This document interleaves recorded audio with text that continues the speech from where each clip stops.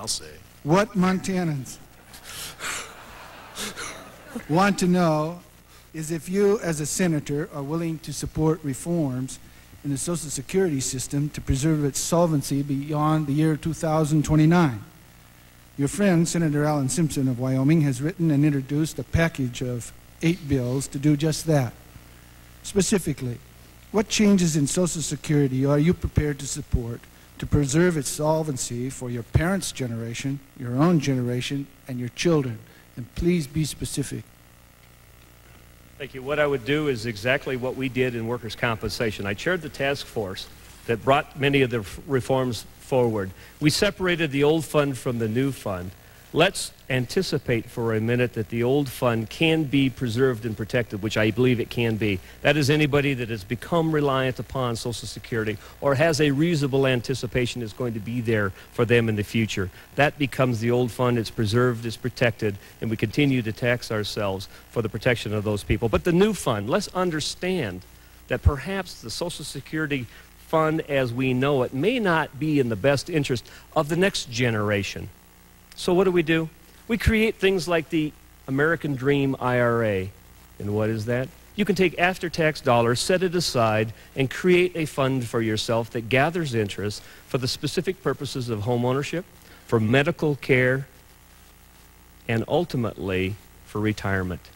Protecting your own income rather than becoming so dependent upon the government, because if we continue with this taxation policy and this spending frenzy that is building a bigger debt for us, we will continue to take away the income that people could use to protect themselves. And so I would create a new idea of protection and give people an opportunity to save money and not have it all taxed away. Currently, 40% of our income is taken from us in federal, state, and local taxation. We cannot, as a society, continue to tax savings, tax capital gains, tax Social Security, tax estates, and then sit around and wonder why people have become so dependent upon governmental services. And so what I would do is I would separate the fund. I would protect the old fund, protect those that are become dependent upon it, and have a reasonable anticipation. But for the next generation, I would create an entirely different kind of protection for their retirement years. 1 minute.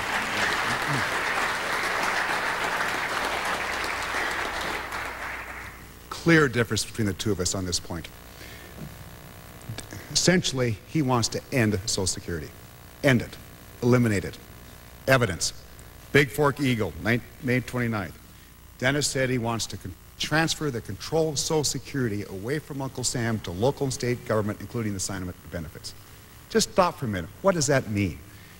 That means that some counties are more wealthy than some others in Montana or the rest of the country. Benefits are going to depend upon the wealth of the county, depend upon how the county commission decide, upon politics. Give me a break, folks. Dennis wants to end Social Security with that kind of a change. He also said he'd vote against the 1983 bill that saved Social Security. He's against that. That GO said Social Security would have gone belly up in 6 months had that bill not passed. He would have voted against that bill, which caused Social Security to belly up. That Big Fork Eagle quotation is evidence of what he'd do. He talks about 2 separate funds. Basically, this is not workman's comp, folks. This is Social Security, a very important federal program for senior citizens. 30 seconds.